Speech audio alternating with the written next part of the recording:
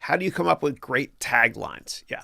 So you want to keep them simple always. And when I used to have my own column in Inc. magazine, my editor at the time said, Chris, I want you to keep it simple. Never again are you allowed to have more than 3 sentences per paragraph. And I want you to write at an 8th or ninth grade level. And I thought, why? But I don't understand.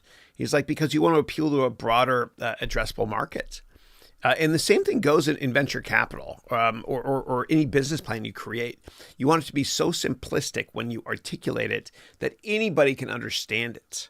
And it's kind of a cliche, but for a couple of years there in the venture capital world, people would say things like, we are the Uber of the airplane market, or we are the Uber of office space, that sort of thing. And let me finish this up with a discussion about one of the greatest entrepreneurs I've ever met, a guy named Reuben Gruber. And we were on the board up at McGill University, where I'm a Dobson Fellow now, for judging student business models and all that good stuff. And I had dinner with Reuben when I was up in Montreal at McGill there, just visiting, helping students out. And whenever I meet with somebody very successful, I always ask for advice. How'd you do it?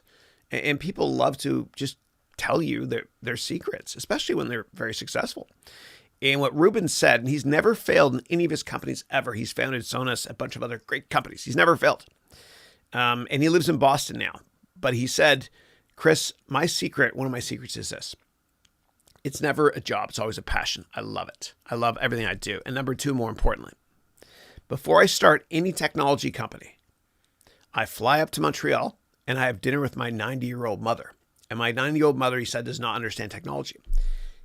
I present the business model to her quickly. And if she doesn't get it right away, then I don't create that company.